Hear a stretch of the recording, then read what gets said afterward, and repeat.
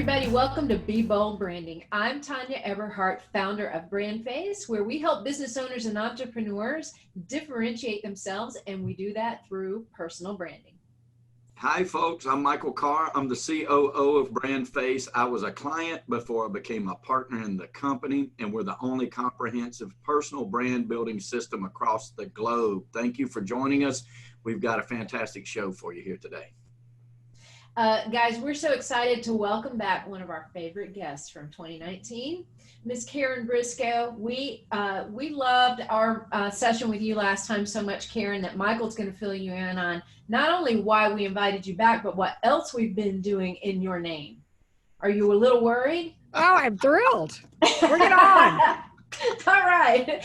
So Karen's known for her 5-minute success series, which is designed to help you achieve success in literally 5 minutes a day or less by making the right choices. She's also the author of Real Estate Success in 5 Minutes a Day, Commit to Get Leads, the 66-Day Challenge, Flip Time, Love Life, A Heroine's Journey, and recently the author of a movement called 80 by 80, which we're going to hear more about today. So welcome, Miss Karen. I have a little surprise for you that you don't know. We did our Think conference last year, and we bought books for everybody, your books, specifically the 66-Day Challenge. And then I loved it so much. I've also been, I do a 9 a.m. sales call every morning with all of the agents. And then we also record them, and we've been going through it chapter by chapter and been really living the Karen Briscoe life.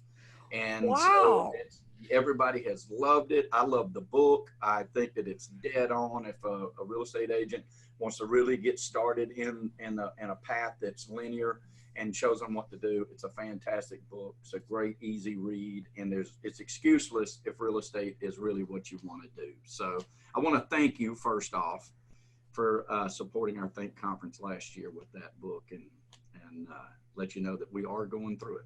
So. Well, I appreciate that. And the brilliant thing about the 66-Day Challenge is it really often does, jumpstart or kickstart people.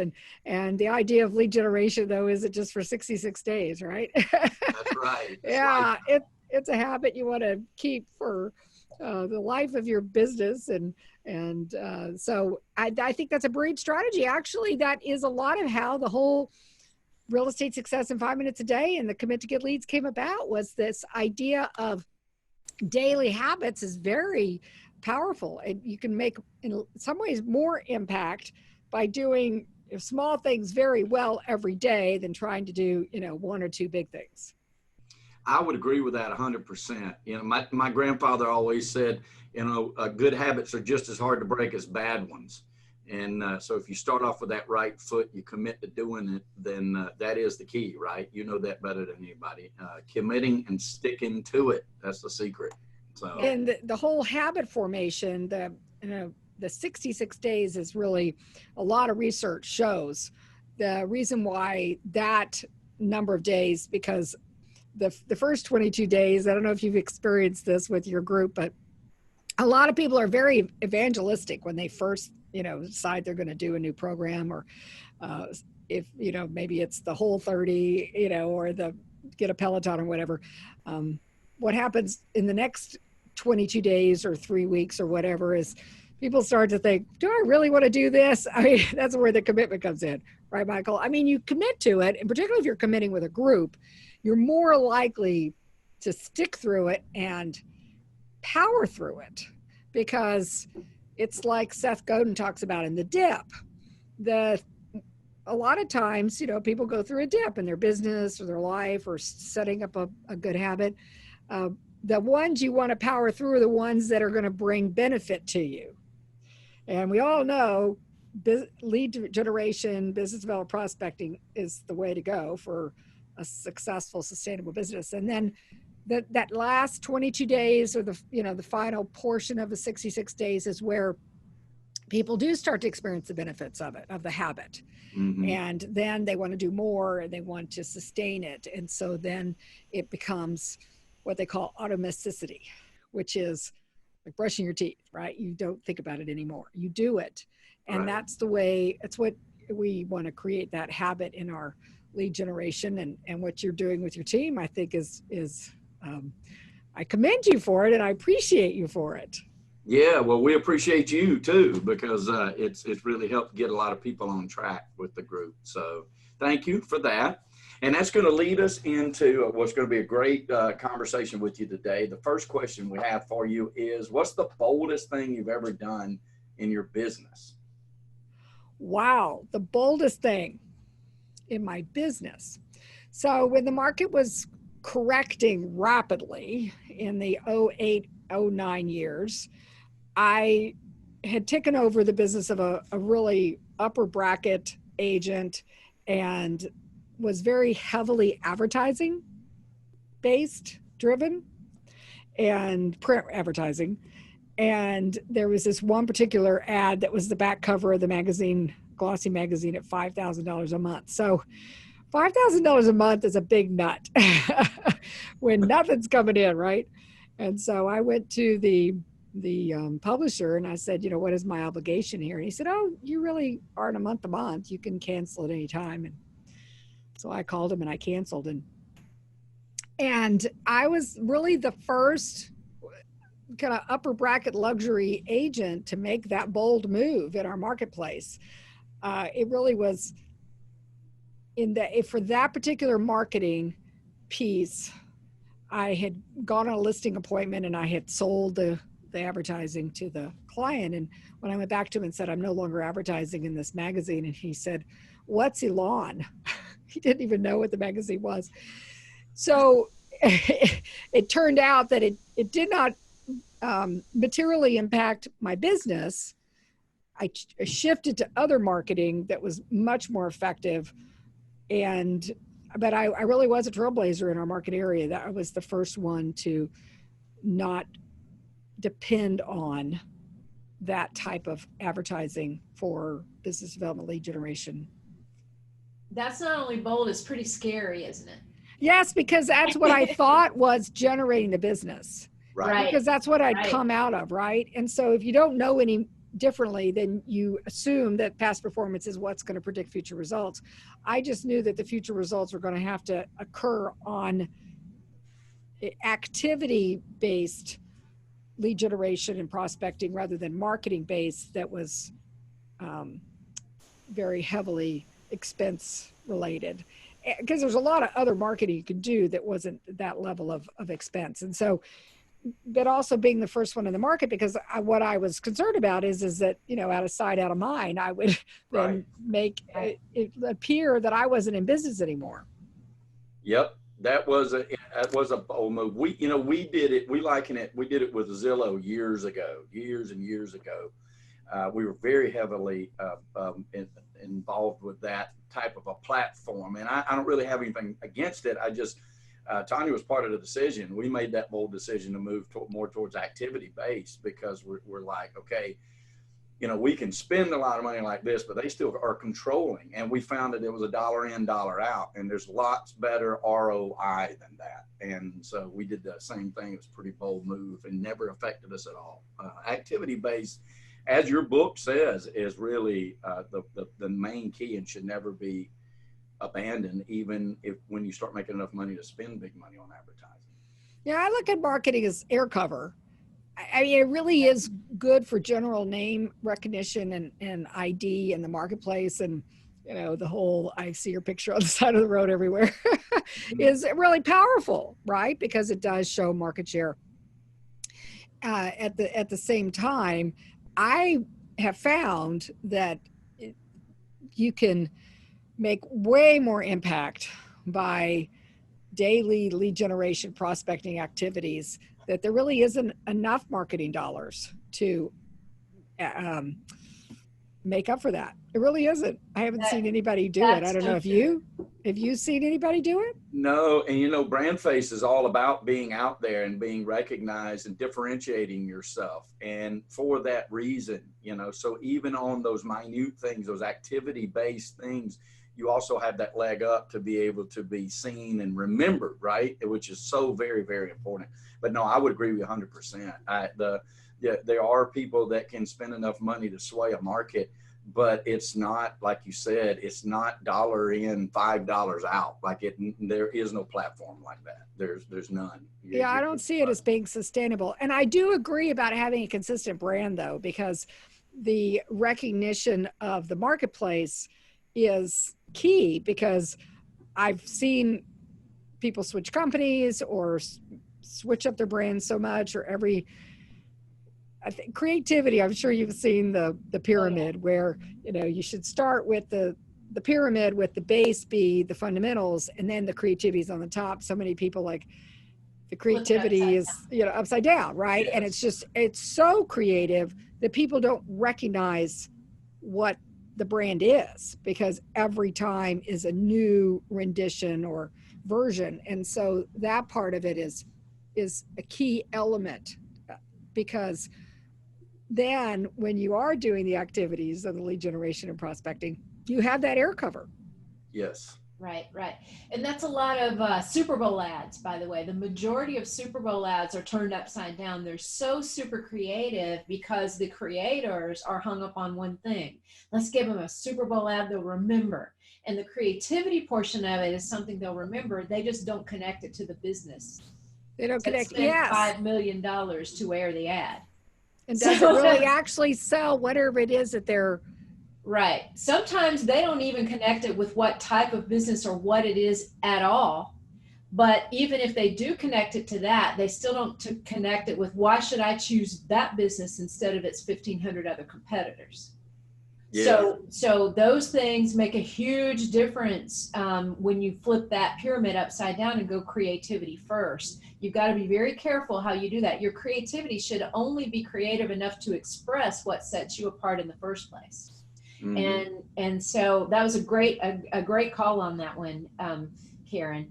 So the next question is, if you could only do one thing to grow your business, just one, which is a great segue from the conversation we just had, one thing to grow your business, aside from super serving your existing clients, what would that one thing be? Constantly filling the pipeline with new potential clients. The business is...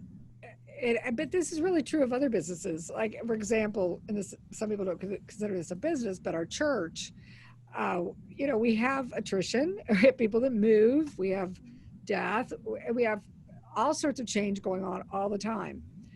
There has to be a constant flow of new in, and it's the community is alive and vibrant when it's flowing. I mean, you could use the Dead Sea as an analogy, right? There's no inflow, there's no outflow, so it dies. So the constant inflow of new business and new leads, new opportunities, because, well, the market is always changing, whether you decide to change or not. It's changing, right? The demographics of the buyers and sellers are changing. There's so many aspects that we don't have any control over, but what we do have control over is the flow of the business and the prospecting that we do. So even after 17 years in the business, every week I seek to make new contacts and new touches. And there's several ways that we do that. One is, just the classic networking. I'm at a chamber event and I meet somebody new and I add them to my database and I send them a note. We have a charity event every month. And so we're constantly meeting new people at that charity event that then we're putting in the pipeline and making those connections and touches to. So we're purposeful about that, but looking for other opportunities. So we're seeing a major demographic shift with the silver tsunami. The population, there's 10,000 baby boomers turning 65 every day. That's going to be a huge shift in housing. I got my senior real estate specialist, and we recently did a senior seminar at our church, recognizing that there's a way to serve that community. So I would just say that is a key aspect to any successful business. I mean, a dental practice or a local florist, or, everybody has to be looking for a way to reach and bring in new clientele. Mm-hmm. That's agreed. And people don't realize if they run just a one-person shop like real estate can be, that is so vitally important to your lifeline. But it doesn't matter if you're a Fortune 10 company, it's the same problem. Like, you constantly have to be renewing that opportunity or moving into some emerging market constantly. It's something that you never really take your eyes off of. It shouldn't, if you want longevity. And the greatest salespeople on earth are constantly rebuilding that pipeline, no matter how much business they have. Yeah, I use the Wayne Gretzky quote where he skates to where the puck is going. I say we should always be going to where the market is going. Yep. In the correcting market, we went to the short sales and foreclosures market, right? Yeah. And so I mean, that's not really prevalent right now. So people that built their entire business on that had to evolve, or they didn't survive. And so, and then you have the flippers, and then you all these different market segments, but to recognize what the trends are and the opportunities, and always be working to build that clientele and bringing that base in. Yep. Now, we have a lot of people that watch this podcast right here, and you've dealt with a lot of agents, new agents coming on, things like that, entrepreneurs. You're an entrepreneurial person, and they have fears about how bold to be about their brand or putting themselves out there. They may be concerned with things like, intimidated by their competitors, or what are my competitors going to think? Or they're fearful about what people would think if they put their face, their story out there, and they really just, go all in. What's your advice to that? What's your advice to those types of fears? Well, I actually had very similar reservations. My father, when I was a kid growing up in the small town I grew up in, was a restaurateur, and everybody knew who my father was. He had these commercials where my uncle would throw a pie in his face. So everybody knew who Kid Gilbert was. So I couldn't go anywhere. And my son, when he left for college, he goes, he said, "I'm glad you decided to wait to be successful until I left town." So I made a decision to use my photo in my marketing. Now, I know that there's a lot of brand strategy about to make the brand not be the person, so that then it is, corporate's not the right word, but it's more universal appeal, so other team members feel like they can connect to it. And I chose the name, and because it's often very personal, the relationships, and I use my face. So I had a client call me really kind of distressed a few years ago, and she says, "Karen, I need a new sign." And I was like, "Well, so Jeannie, what happened?" And she goes, "I'm so embarrassed. I can't believe what happened." And I'm like, "Okay, well, did it get hit by a car, whatever?" And she said, "No, my son's used it for paintball practice." Oh, there you go, Michael. I've already been used in the family. Yeah, I've already been used for paintball practice, so it really doesn't go any lower than that. That's great.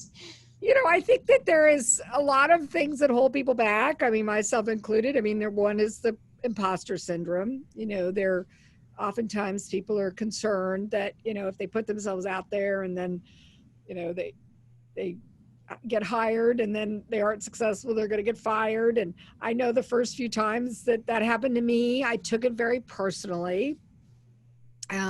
Particularly if it's someone it's very, that's very human. That's a very human response. I would suggest watching the movie You've Got Mail, and the line where Meg Ryan is asking the character about, what should I do about my business? And he says, go to the mattresses. It's not personal, it's business. So maybe compartmentalize isn't the right word. I recognize that people make decisions for their life and their sale of their home, and they're based on things that may not have anything to do. Usually what I found is it usually isn't personal. It really isn't. So right. I don't take it personally. I choose not to. It's a choice. And I choose to release people to the universe to allow them to do what they feel is the right thing for them. That being said, I'm very competitive in nature, and so I go after the business. But then because I don't take it personally when it doesn't happen, I can release it. And then, you have that old saying in the real estate world, sometimes you want to be the firstborn, and sometimes you want to be the second wife, and sometimes you want to be the third realtor. That's exactly right. I tell my trainees all the time. I'm like, look, you want to be the first person in the door, or you want to be the last person in the door. You don't want to be anywhere in the middle if you can help it, right? If you're the first one, you tell them everything, and everybody else is repeating you. If you're the last one, you tell them how everybody else is wrong, and you're the right one, right? So, but the best revenge is and I love these deals when they happen. They no doubt have happened to you when you lose a listing presentation and then you're the selling agent on the property. It's the greatest feeling ever. Because you could have, made both sides of that commish if they had listened to you, but they still see you on the other side of the table as the person that sold the house like you said you would. So that in my small town, we get to pull that off on a regular basis. So that's always nice too. Oh, well, also if you're the first agent isn't successful because they didn't listen, right? Or they weren't responding to the market correctly. And then because of that, they recognize, oh, you really were telling me what the market was saying. And so then they decide to hire you. I've had that happen many times too.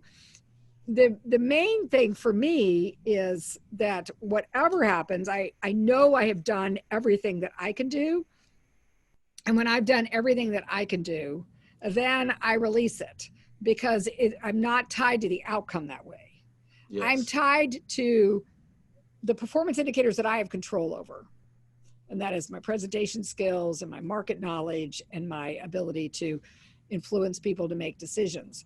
I am not tied to what they decide. So my identity and my feelings about myself and my business aren't tied to what they decide. And when I find that then, well, first of all, I feel way better about me, which is huge. That is huge. But and who's more productive? A person who feels confident and good about themselves, right? So sometimes we're our own worst enemy. I love what you said, Karen, about releasing people to the universe.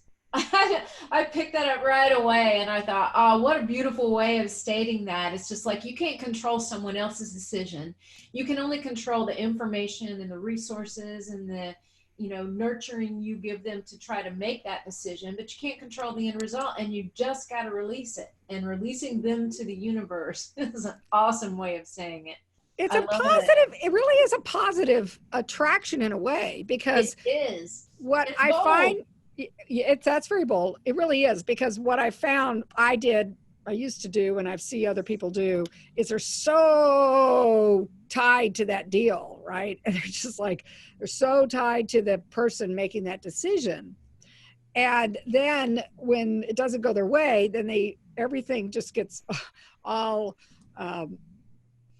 they get distracted by it, but then they lose the energy. It really is energy is the performance. It is the key to high performance. So it is very energizing to take the positive approach of releasing, then to, again, wait till you respond based on what somebody else decides to do. You're putting your life in somebody else's control, actually, when that happens, when I allow that to happen or other people allow that to happen. That's very true. Agree. I've got a good friend that taught me years ago out of Walnut Creek, California. She said, my dad used to tell me all the time, you can never lose what you never had. And so I also teach my agents that too, because it's good to go in there, like you said, with the things that you can control. Did you nail the price point? Did you have a good presentation? Can you communicate with them? Can you get to the problem? Can you distinguish the difference in needs and wants? Like, can you work with that person? And if they choose that they need to work with somebody else, you've done everything that you can do and you haven't lost anything. You didn't have it. And then also, it's how many times, and you see this all the time too, you leave that behind and you think, well, they'll never call me again, and they're the first ones to call you. Or they call you, like you said earlier, down the road, and they realize, you know what, maybe they try somebody else. And they say, nah, that's not what I want. So there's a million different ways. And like you said, if you don't let any of that bog you down, you're just moving towards the next one.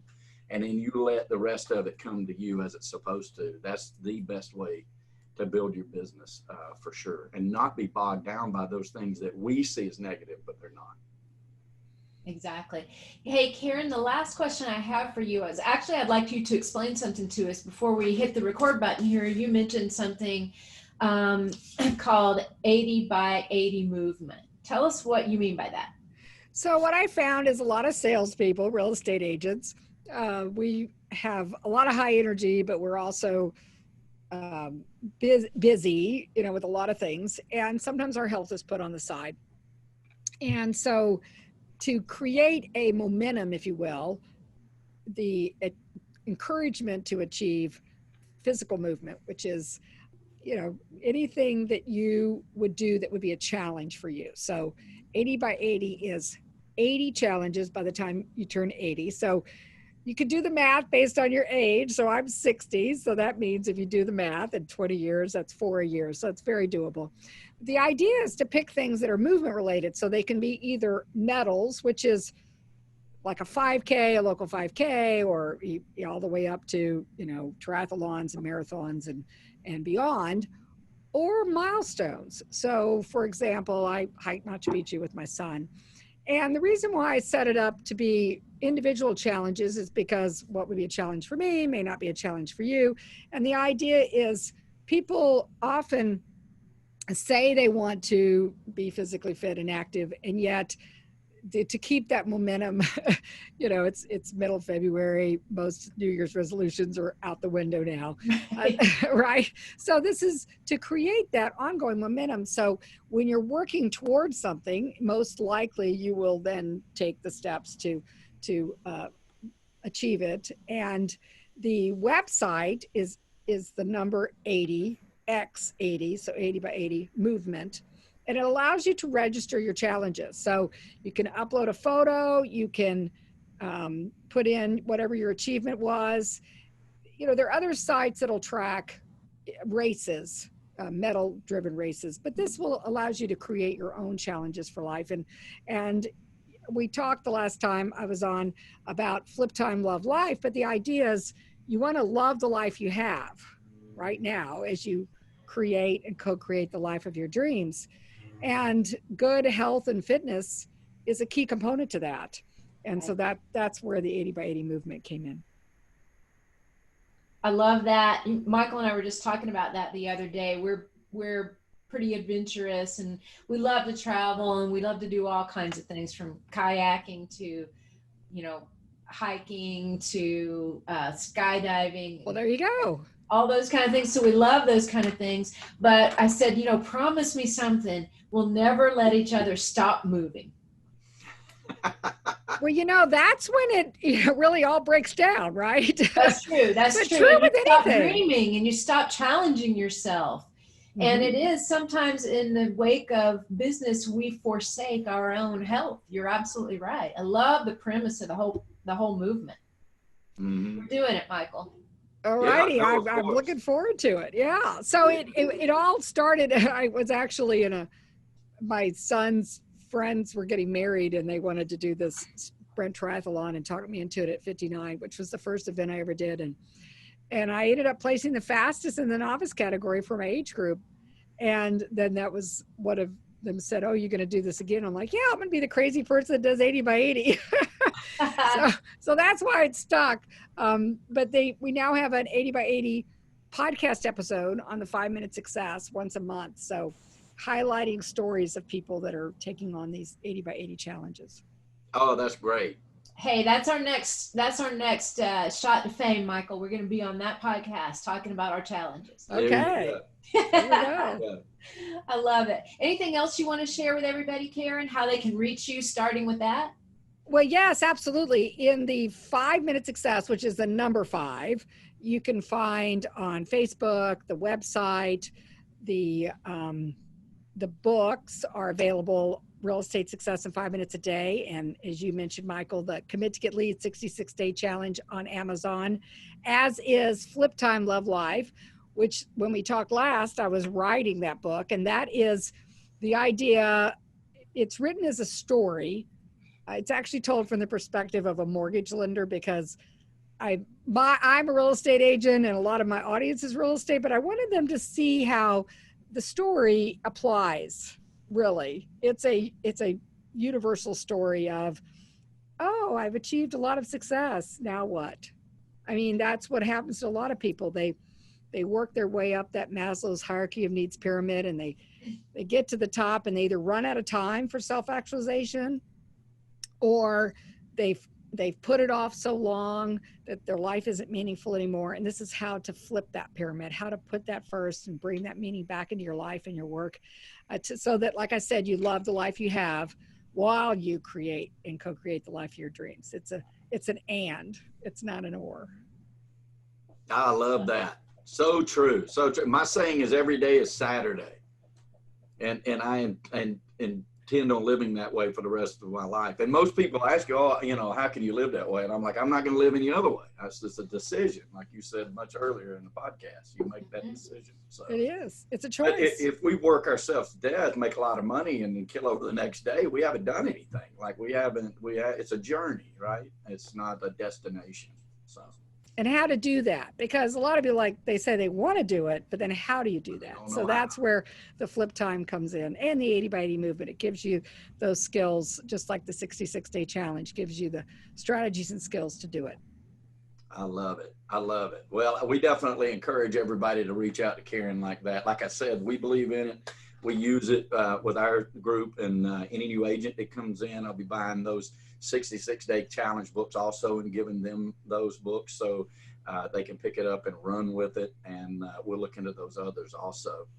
Now, to our listeners out there, I wanted to say, if you have any questions about your brand, if you want to know what a brand is or what a brand looks like, or wondering if you have a brand or anything like that, you can always reach out to us at discussyourbrand.com. That's discussyourbrand.com, and you can book a free 30-minute session with our staff and just talk about it. And it's no obligation whatsoever, and just let us know what challenges you're looking at, or if you even have a brand that we would love to talk to you about. And I also want to invite you guys to our Facebook group called Build Your Real Estate Brand. Karen's in the group as well, so make sure you join this. We have people standing by right now to let you in. It's called Build Your Real Estate Brand Facebook group. All right, folks, listen, you know what we say around here. It's about prosperity. We're not just talking about money. It's everything that we talked to Karen about. It's about living the abundant life and the 360 of what that looks like in prosperity. We know that prosperity favors the bold, so we say be bold, folks, especially with your brand. And thank you, Miss Tanya. Thank you. Thank you, Karen. It's been so nice to have you on again. You're an awesome guest, and we hope you'll come back again and again. Absolutely. Appreciate it. Here's to your all success too. Thank you. Thank you, Miss Karen. See you next time on Be Bold Branding, everyone.